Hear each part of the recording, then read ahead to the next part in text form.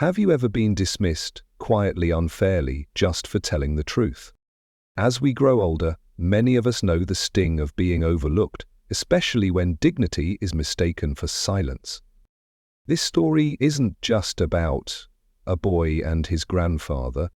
It's about legacy, quiet strength, and the moment when character speaks louder than power. If you've ever had to stand tall when no one else would, this one's for you. Watch until the end, and let it remind you of who you truly are. Share your story in the comments. Like and subscribe for more soulful stories like this. Hill Ridge was the kind of place where you could hear your own thoughts. Mornings came with the slow hum of coffee brewing, and the only real traffic was the school bus or a truck from Miller's feed. There was a rhythm to things, steady and familiar, like a song everyone in town had been humming for years. Jacob moved quietly through that rhythm, a boy of few words and steady eyes. At 15, he had already learned that most people talk more than they listen, so he listened instead. He liked books more than most people and spent his afternoons helping his grandfather Chuck in the old bookstall that sat on Main Street, tucked between the barber shop and a shop that sold wind chimes and candles no one ever lit. Hill Ridge Pages wasn't fancy. The front window fogged over in winter, the door creaked in a way that couldn't be fixed, and the floor slanted just enough that you had to be careful near the philosophy shelf. But the place had soul. It smelled like paper and pine cleaner, and the books remembered who touched them.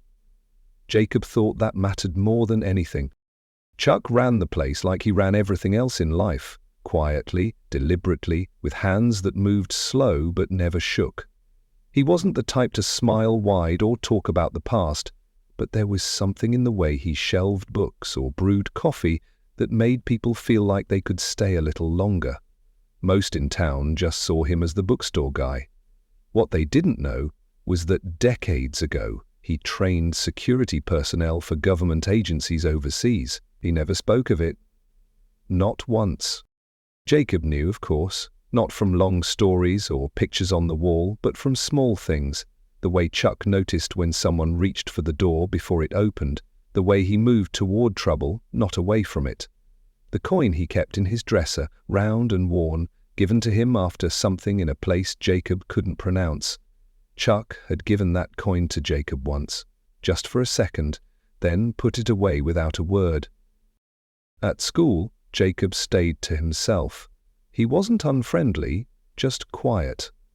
Some kids called him weird, others forgot he was there. But he did his work, helped his teachers, and spent his free time reading or sketching maps in the margins of his notebooks. He didn't need to be seen, he just needed space to think. One Thursday morning, the school held something called Family Legacy Day. Each student had to stand up and talk about someone in their family who had shaped them. Most kids talked about parents who worked hard, uncles who played football, or siblings who made them laugh. Jacob listened, smiled politely, and waited for his turn.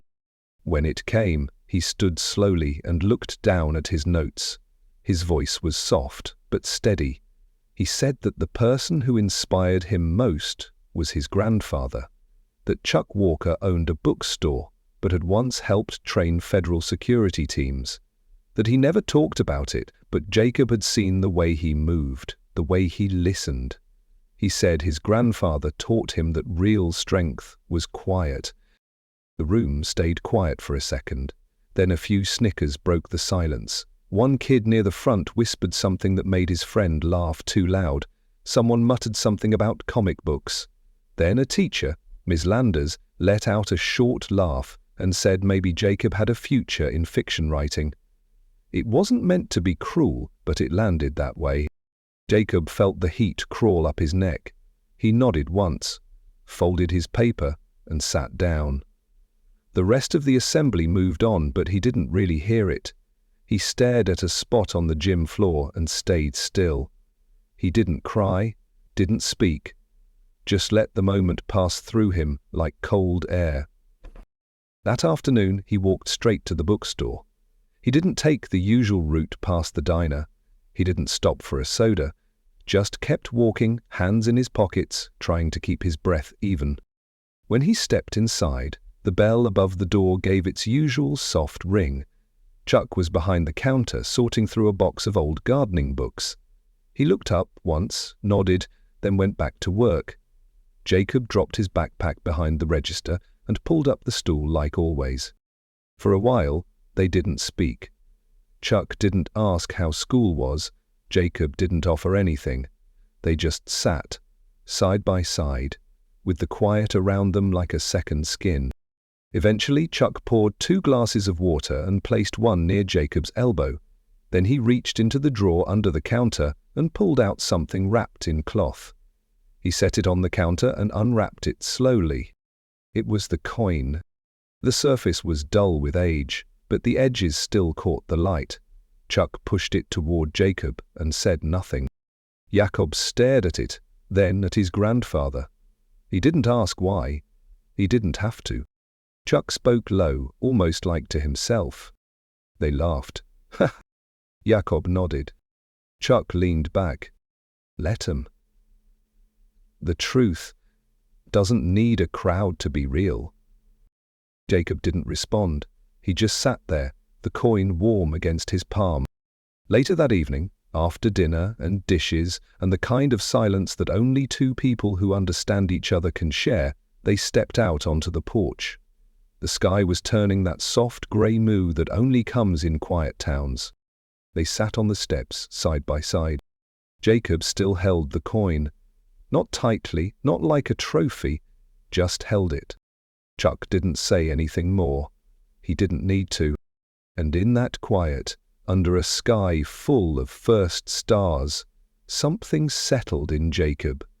Not anger, not shame, just the deep, steady weight of knowing who he came from and who he was growing up to be. It was the kind of day that looked ordinary from the outside. The sun rose on time, buses rolled into the school parking lot, teachers carried their coffee-like shields. No one expected anything out of the usual. That was how most stories like this began, with a day pretending to be just like the one before. The students filed into the gym slowly, talking in clusters, dragging backpacks, checking phones. Jacob walked alone, as he often did. He found a seat near the middle, not too close to the front, not too far in the back. Safe, quiet, forgettable. That was the goal.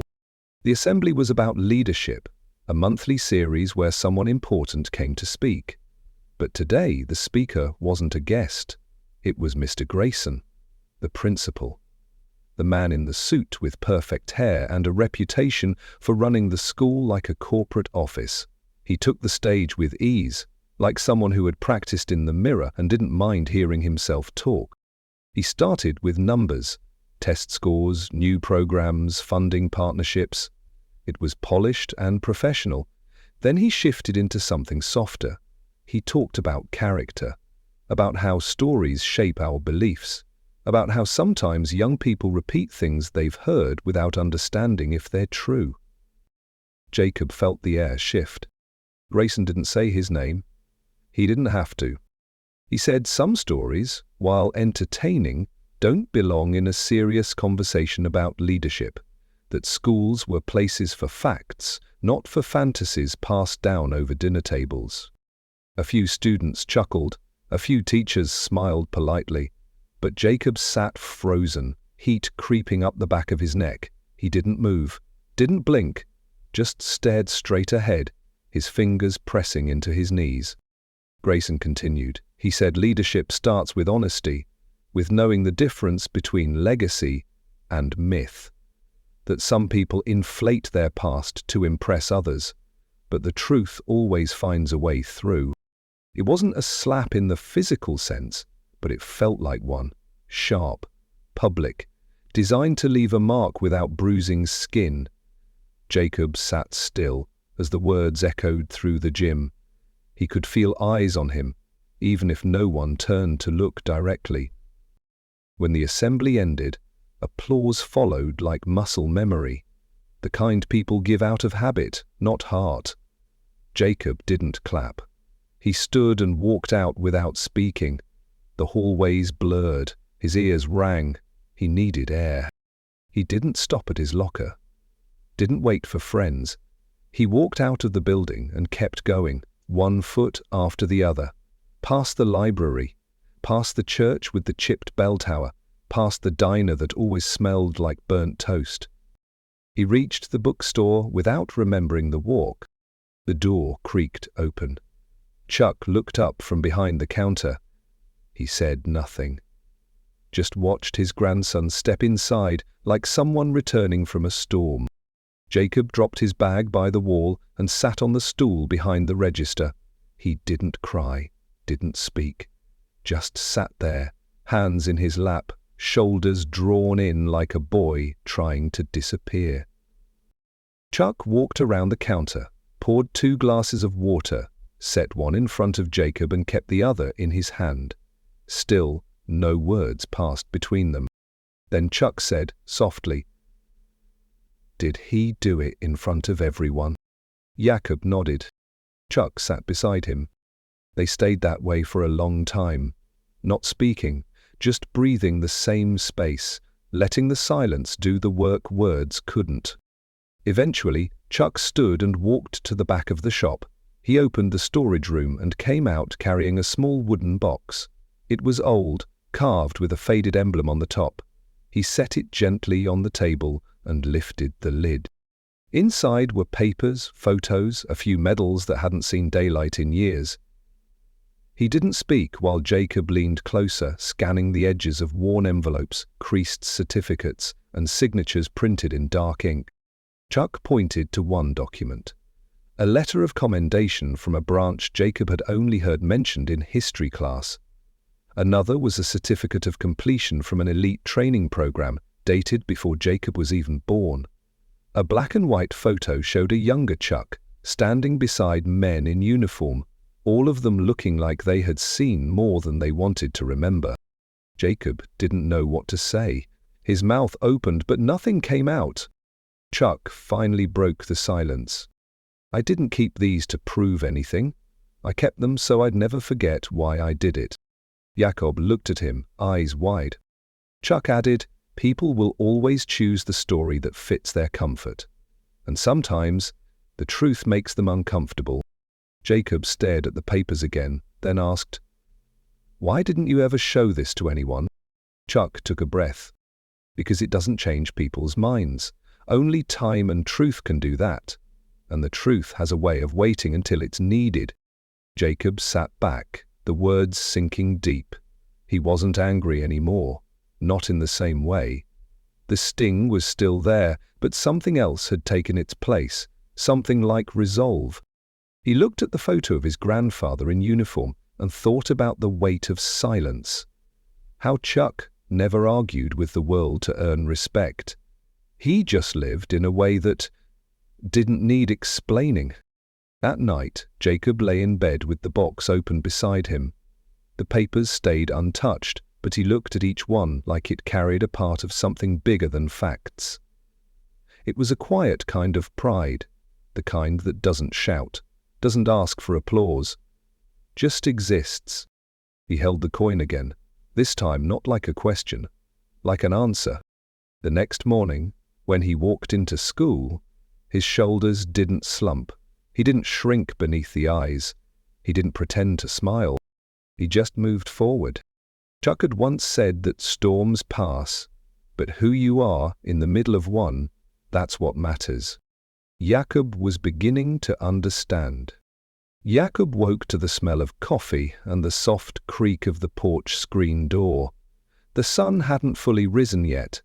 Its light was thin, still working its way across the yard. He pulled on yesterday's jeans and walked into the kitchen, where Chuck was already dressed and finishing a piece of toast. There was a second mug on the table, still steaming. Chuck didn't say good morning. He just nodded toward the door and said it was time to go. No mention of school, no explanation. Jacob didn't ask.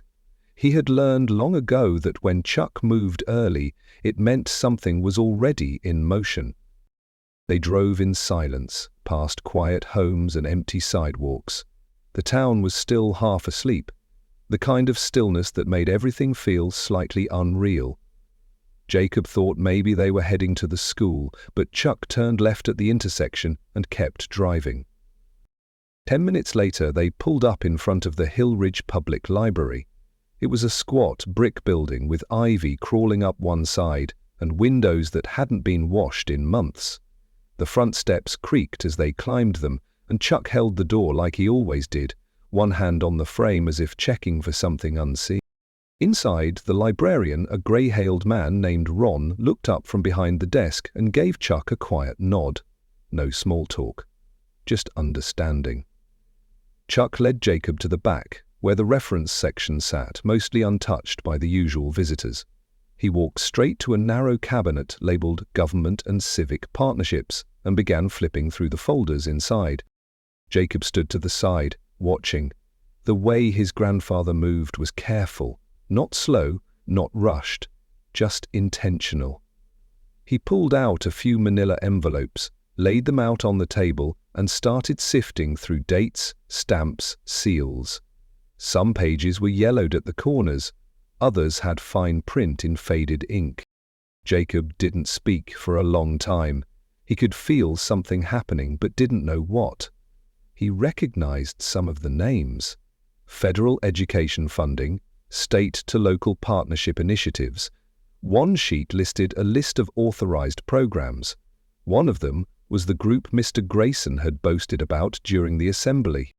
Chuck pointed to a code in the corner of the document and tapped it once. "This is what I was listening for," he said. Jacob leaned in. "That's not the same number Grayson gave, not even close." Chuck didn't smile, he just nodded once and kept going. His eyes were sharp but not angry, focused, like someone following a map only he could see. After another 15 minutes, he folded a few papers and placed them in a folder. Then he checked the copier. It rattled to life and spat out 2 clean copies. He handed one to Jacob without explanation and tucked the other under his arm. Jacob held the paper without reading it. His hands felt cold, not from fear, from awareness. Something was shifting, and he could feel it in his chest. Chuck thanked Ron at the front desk, and they walked out into the morning light. It was brighter now, warmer, but the silence between them stayed the same. As they got into the truck, Jacob finally asked what they were doing. Chuck didn't look over. "Just checking something," he said. "Always good to verify before you speak." The engine started, and the truck rolled forward. Jacob sat back in the seat and watched the town pass by. His heart wasn't racing, but it wasn't steady either. There was a pulse in the air, quiet but certain. Something about his grandfather's calm made the tension feel like the beginning of something. Back at the house, Chuck placed the folder in a drawer near the kitchen table. He poured a second cup of coffee and handed it to Jacob. "We wait," he said. Jacob didn't ask for how long. He didn't need to. Some part of him already knew they were heading toward a moment. It just hadn't arrived yet, but his grandfather was already facing it, one step at a time, just like always. Jacob walked past the main office bulletin board without really thinking. It was something he did every morning more out of habit than curiosity, but today, something made him stop. Maybe it was the new flyer freshly pinned in the top corner. Maybe it was the bold lettering across the top that read Federal Civic Leadership Initiative. He stepped closer and read the rest. A list of upcoming events, a description of the school's new partnership with a national civic program. At the bottom was a seal and a long string of numbers that looked like an official code. It should have meant nothing, but Jacob had seen something like it the day before in the library, when Chuck pointed out the error in Grayson's document. He didn't say anything, just pulled out his phone and snapped a photo, then walked away slowly, heart beating faster than it should have. It wasn't fear, not exactly. It was more like something waking up. That afternoon, he went straight to the bookstore. Chuck was already there, a stack of folders open across the counter. His reading glasses rested low on his nose. Jacob handed him the phone without a word. Chuck looked at the image. His eyes didn't widen. He just nodded once and set the phone down. He reached for a paperclip and pulled one of the documents from his folder.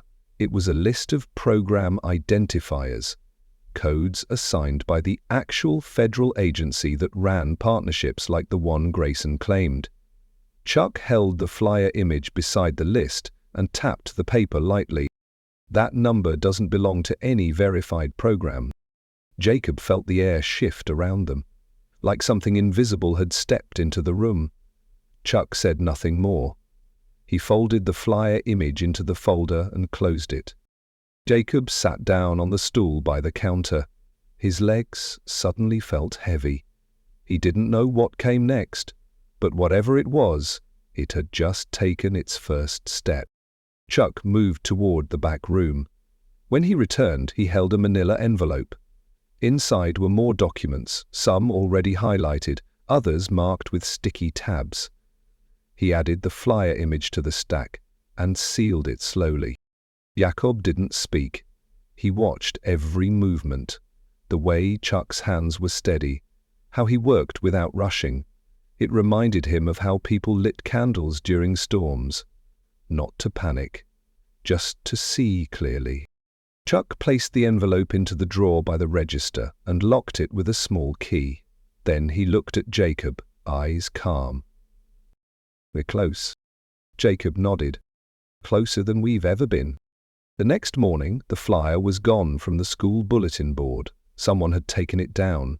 Jacob noticed the empty spot and the single remaining pin stuck crooked in the cork.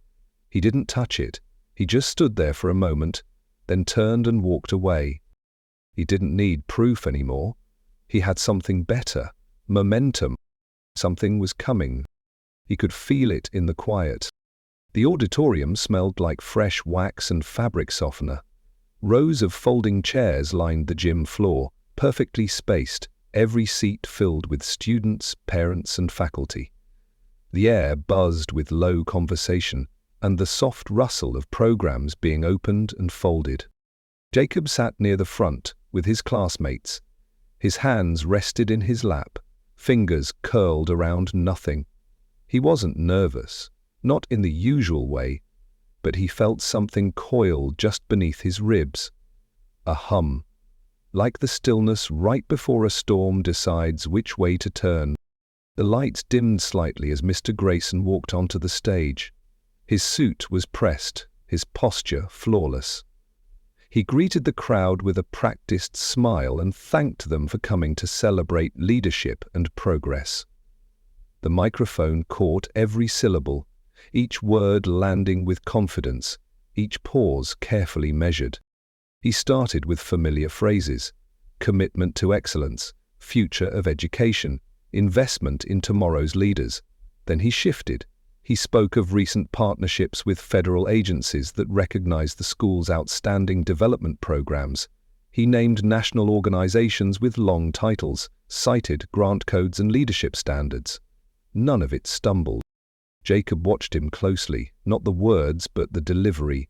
He noted how Grayson's tone lifted when he mentioned success, how he dropped his voice when speaking of honor and sacrifice, how he let silence linger after key points, just long enough for applause to feel expected.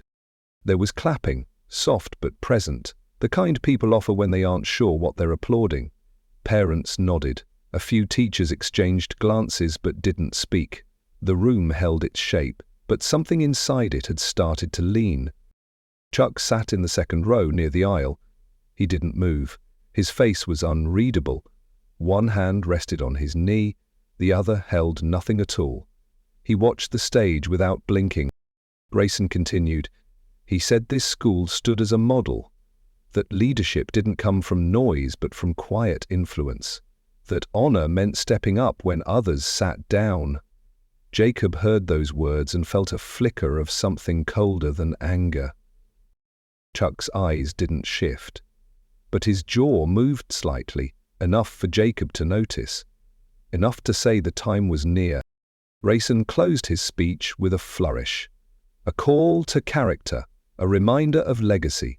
Then he stepped back from the podium and opened the floor for acknowledgement. He invited any community members to speak on leadership. The microphone remained on, waiting. No one moved at first. Then Chuck stood. He didn't raise a hand or clear his throat.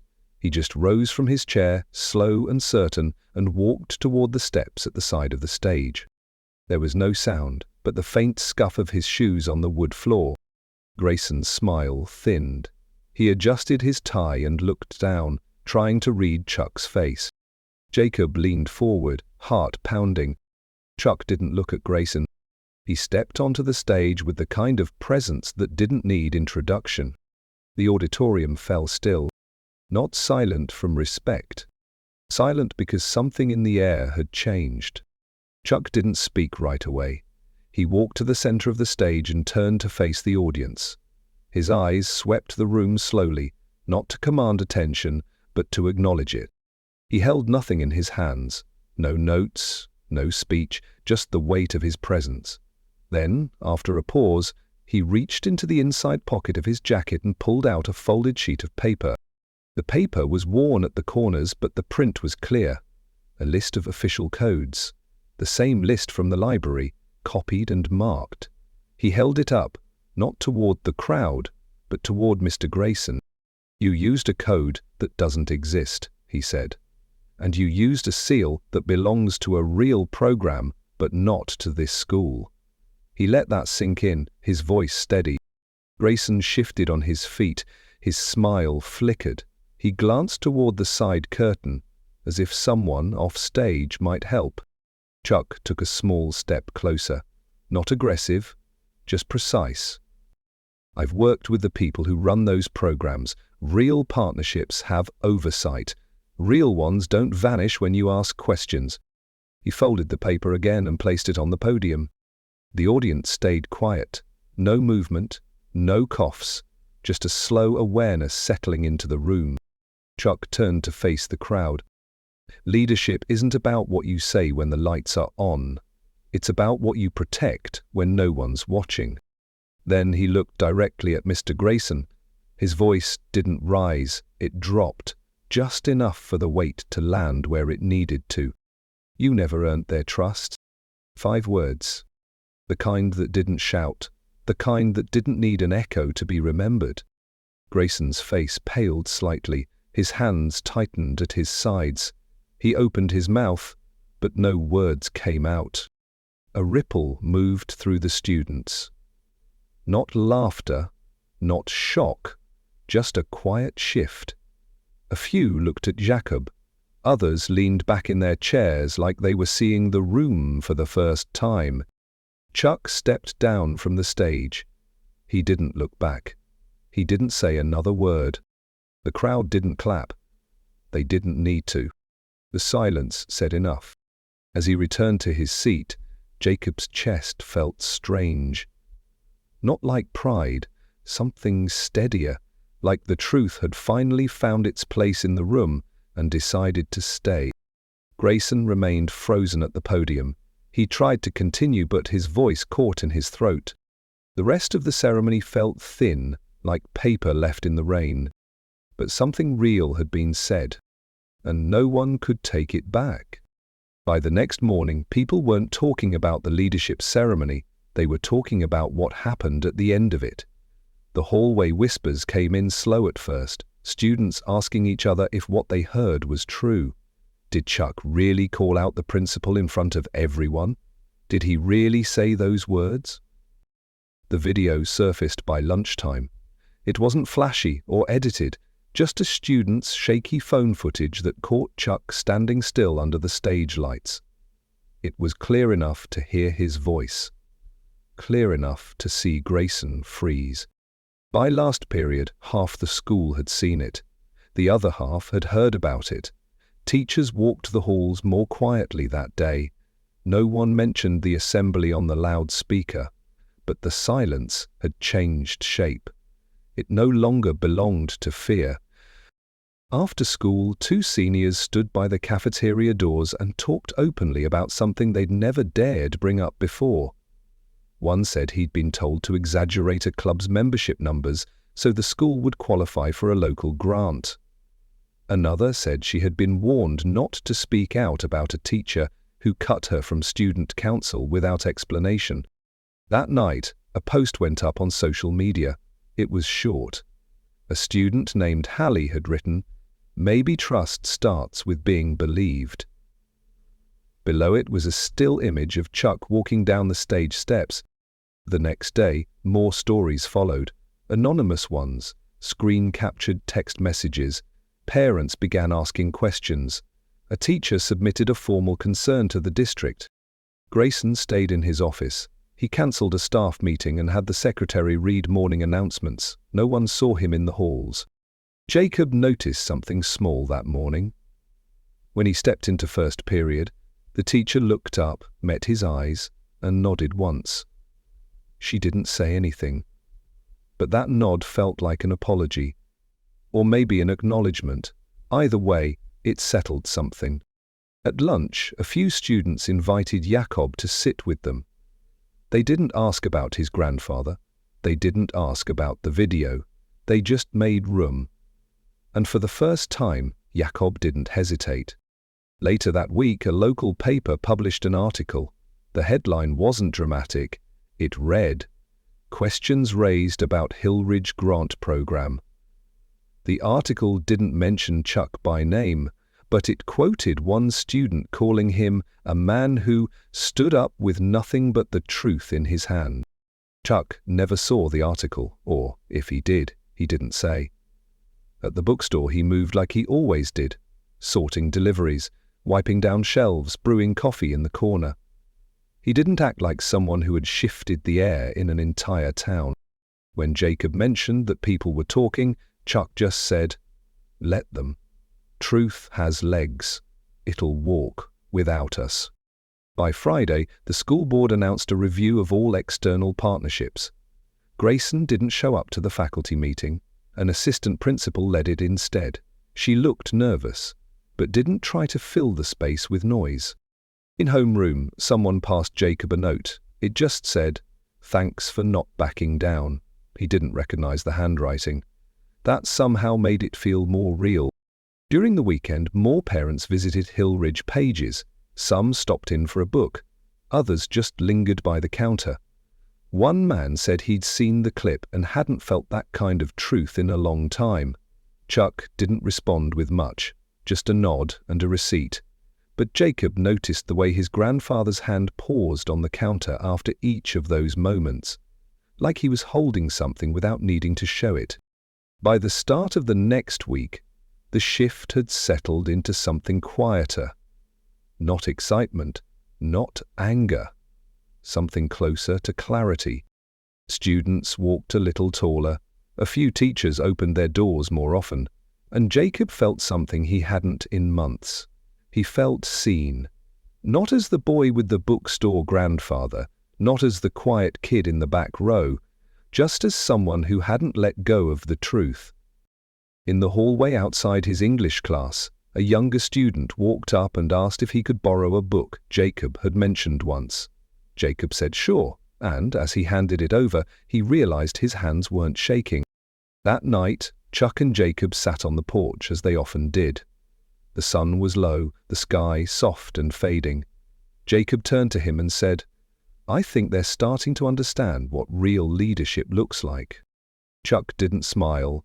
He just took a sip of his coffee and said, "Then it was worth saying." And that was enough. It started with two students showing up after school. One had a question about a leadership essay. The other just wanted to see the bookstore. They lingered near the counter, uncertain, until Chuck invited them to sit by the old table near the back window. Jacob watched from behind the register. He didn't say much at first, just kept sorting paperbacks while his grandfather answered questions in that same quiet way he always had. No lectures, no performance, just presence. The next day 4 students came. One brought her notebook. Another brought a friend. They stayed longer this time, asking things that had less to do with homework and more to do with how to stay calm when the world made you feel small. By the end of the week, there were 9 chairs around the back table. Some were mismatched. One was wobbly, but no one cared. Chuck made tea instead of coffee and put out a bowl of pretzels. Jacob rearranged the fiction shelves so there'd be more room in the back. No one called it a class. No one needed to. It didn't feel like school, it felt like space. A kind of quiet ground where no one had to prove anything to belong. Jacob started printing out quotes from books and placing them near the edge of the table. Sometimes it was something from Lincoln, sometimes from Maya Angelou, sometimes just one sentence written on a note card that said something real. The students noticed. One asked if they could leave notes too. By the end of the month, the edge of the table was full of folded scraps, scribbled thoughts, and quiet reflections. Chuck never told anyone what to do. He just listened. He asked questions that made people stop and think, and when they answered, he nodded, like they had offered something worth holding on to. Jacob noticed how some students came in loud and left quieter. Not heavy quiet, grounded quiet. Like they had found a better way to hold themselves. One afternoon, Jacob suggested a prompt. He asked the group to write about someone they trusted and why. No one argued. No one looked away. They wrote. Later that night, Chuck handed Jacob a small leather notebook. Said he'd kept notes like that when he was younger, said it helped keep the noise out. Jacob added it to the shelf behind the counter. It stayed there, half full, half waiting. As weeks passed, more students joined. Some came just once, others returned every time. A few adults stopped by too. One man said he'd heard his daughter talk about something called the listening table and wanted to see it for himself. No one gave speeches, no one kept attendance. But somehow it worked. People shared things they didn't know they needed to say, things about fear, about trying too hard to be seen, about what it felt like when someone finally told the truth out loud and didn't flinch. Jacob began to speak more, not all at once, not to lead, but to ask better questions, to remember names, to hand someone the right book when they didn't know what they needed. Chuck watched him from the edge of the room, always letting him find his own pace, always there if he stumbled. On Saturday, the group met even though the store was technically closed. Rain tapped gently on the windows, the lights were soft, no one looked at a clock. Jacob read aloud from a book about courage, then set it down and asked if anyone had ever learned something hard about themselves and grown from it. The room stayed quiet for a moment. Then one student spoke. Then another. And another. By the end, there were no tears, just a calm that wrapped around the room like a blanket someone forgot they owned. As the group packed up, one girl stayed behind. She looked at Chuck and said it was the first time she'd felt like her voice mattered. Chuck didn't respond with a quote. He just looked her in the eye and said, "That's what it was always for." That night, as Jacob swept the floor and straightened chairs, he paused near the back window. The lights from the street spilled through the glass in soft lines. He looked at the table, at the notes, at the shelf where the old leather notebook now lived. It didn't feel like a bookstore anymore. It felt like something else. A place where truth had finally found a home. Spring settled into Hillerridge with its usual slow grace. The air turned soft, the trees bloomed early, and the sidewalks carried more footsteps than they used to. At the corner of Main Street, Hillerridge pages stayed exactly the same, yet somehow it had become something more. No one talked about Mr. Grayson anymore. His name faded without a formal goodbye. There were whispers for a while, short-lived stories that never took root. What stayed instead was a quieter kind of memory, the kind people carried in how they treated each other, in what they no longer feared saying out loud. The circle at the bookstore kept growing, not quickly, just steadily. Students brought siblings, some brought their parents. One boy invited his grandfather and sat beside him like it was the most natural thing in the world. Jacob found his place not at the front of the room, but somewhere in the middle. He passed books without being asked, He suggested ideas. He asked hard questions. He listened better than most adults. And he smiled more now, not because anything got easier, but because he'd finally stopped apologizing for the way he saw the world. Chuck never changed much. He still moved at his own pace, still carried himself like a man who knew more than he said, but his eyes held something lighter when he watched Jacob. A quiet pride, like something long buried, had finally come up for air. One evening, after everyone had gone home and the chairs were tucked back into place, Chuck reached behind the register. He took out the small box that hadn't been opened in months. Inside was the Trident coin. The one Jacob had held once, long ago, and then let go of before he understood its weight. Chuck didn't say much. He just placed the coin in Jacob's hand and closed his fingers around it. This time, the meaning didn't need explaining. Jacob stood still, letting the warmth of the coin settle into his palm. He didn't look down at it right away. He just looked at Chuck, then nodded. It wasn't about the object. It was about the way it had been earned. Later that night, Jacob walked to the back table alone. He laid the coin in front of him and sat for a while in the stillness. The windows reflected the fading light. The shelves held their quiet weight. And for the first time, he didn't feel like a boy in someone else's story. He felt like someone writing his own. The legacy Chuck gave him wasn't loud. It wasn't filled with medals or speeches. It lived in the way he carried himself, in how he never forced anyone to follow, but always made space for others to rise. Jacob would carry that forward, not for applause, not for proof, but because now he knew what it meant to be trusted with silence.